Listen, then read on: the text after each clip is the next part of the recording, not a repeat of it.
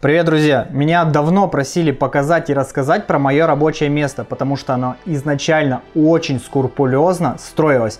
Оно создавалось как место максимальной продуктивности и должно было очень хорошо настраиваться под различные задачи. Но сегодня оно обрело вторую версию, и теперь, я думаю, стоит о нем рассказывать и показывать, что и как работает. Это провальный, мы начинаем.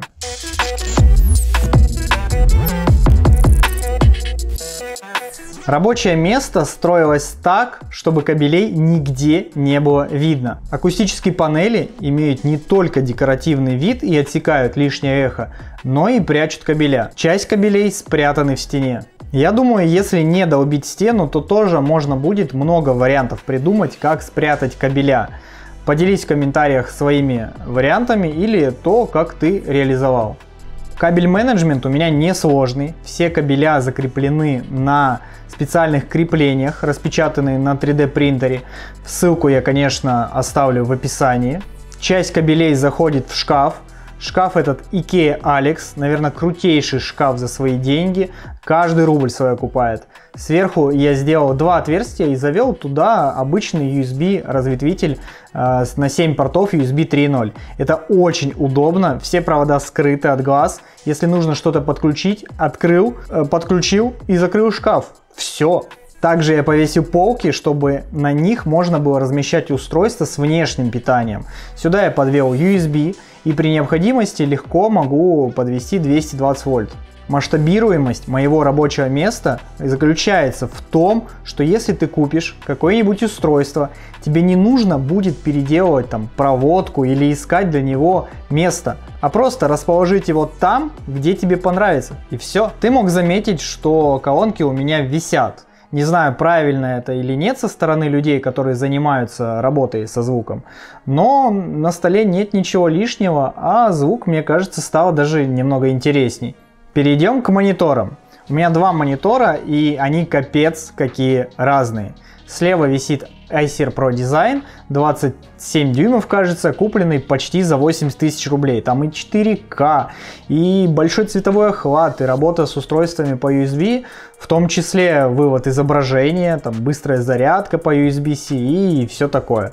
А справа у меня монитор Redmi за 6000 рублей. И это тоже отличный монитор. И обзор у меня будет на канале в следующем видео.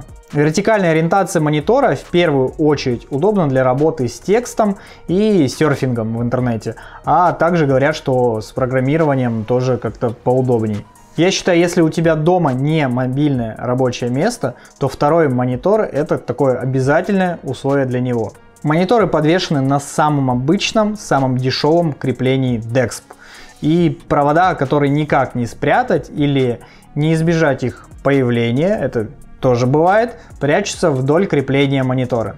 Можно еще заметить, что у меня здесь микрофон, на который я снимал обзор. Как бы там ни было странным, этот микрофон со временем я полюбил. Он работает и с iPad, и с Mac, имеет классную подсветку и выдает в целом неплохой звук. Он тоже стоит на самой дешевой стойке, но в отличие от дексповских, в перспективе я ее поменяю на более удобную, красивую и менее такую хлипкую. Итак, перейдем к ПК. И это не самое интересное тут. Компьютер в корпусе из стекла фирмы Aircool, построен на процессоре i9, 64 гигабайта оперативной памяти, видеокарта 3070 гигабайт, если не ошибаюсь, 1 терабайт надежного Samsung Evo, и изначально он строился для работы с фото и видео. Иногда я на нем играю. Для этого у меня кинут 10-метровый HDMI к телевизору на 75 дюймов.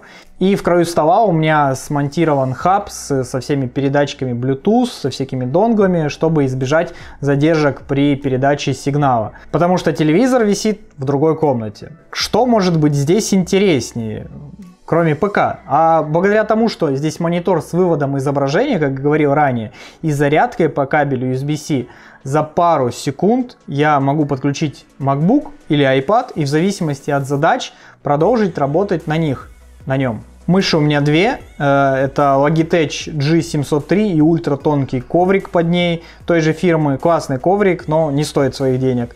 И клавиатура Chiron Keychron K3, на нее я недавно делал обзор, и ссылка будет где-то сверху и в описании.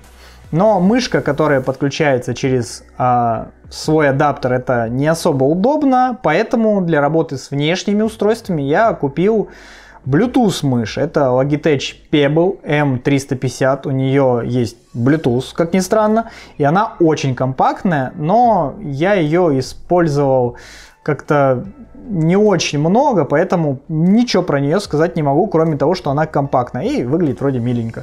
Идем дальше. Ножки у стола. Мега дешевые, 1900 рублей за обе ножки на Озоне, а полки для принтера и всякого оборудования сделаны из мебельного щита за 1000 рублей.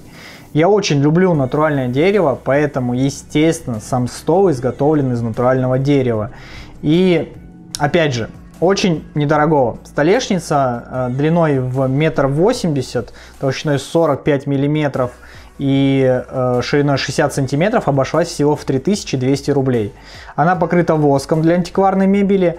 Также можно покрыть там лаком, маслом, чем тебе нравится. Но сразу хочу предупредить, что сосна, из которой делают мобильные щиты, очень мягкая, и она легко оставляет на себе царапины. Если там что-то упадет тяжелое, то и вмятина останется. Поэтому, если это тебя не устраивает, рассмотри другие варианты. Там дуб, карагач, они намного тверже. Еще хочется дополнить, что мое рабочее место находится на лоджии, и тут довольно холодный пол. И поэтому внизу стоит нагревательный коврик. Классная штука, добавляет уют, что ли, да и ногам тепло. Также можешь заметить, что для создания уюта у меня здесь очень много подсветки. Если быть точнее, у меня трехзонная подсветка, а также Ambilight подсветка для монитора. Про нее, кстати, делал видео, а также еще несколько там лампочек и всяких разных светодиодных палок. Также на столе есть отверстие для всяких зарядок, кабелей и прочей фиганды, которая тянется вдоль всего стола, поэтому, чтобы это скрыть, я подошел к этому таким радикальным способом. А вот про колонки я сказать ничего не могу, это какие-то там Edifier то ли за 5, то ли за 10 тысяч, и я в них только музыку слушаю, неплохие колонки, но играю и работаю я в основном в Logitech G Pro, они висят на своих креплениях, и также тут же висит джойстик от PS5, эти крепления, кстати, тоже напечатаны на 3D принтере, ссылка в описании. Тут вообще много чего напечатанного, и у меня в ближайшее время будет видео, посвященное этому. Также у меня здесь есть подсветка для стримов, лайвов или записи видео. На самом деле это очень классный рассеивающий или рассеянный свет. Стоит 1300 рублей на AliExpress. Ты можешь увидеть работу этой подсветки в моем другом видео про создание домашнего облака. Но это одно из немногих устройств, которых я купил прям за копейки, и оно меня прям реально удивило. Единственное, чего мне не хватает в моем сетапе, это веб-камера. И если тебе есть какую посоветовать, напиши мне в комментариях. Как-то так. Еще стоит добавить, что у меня есть минималистичная настольная лампа, если необходимо работать с документами. И это все, что нужно мне для работы. Если тебе что-то стало интересно, или ты хочешь что-то добавить, или подробно узнать, напиши обязательно комментарий, я на него обязательно отвечу. И, конечно, если тебе понравилось это видео, поставь лайк, потому что это самое большая мотивация делать новые видео.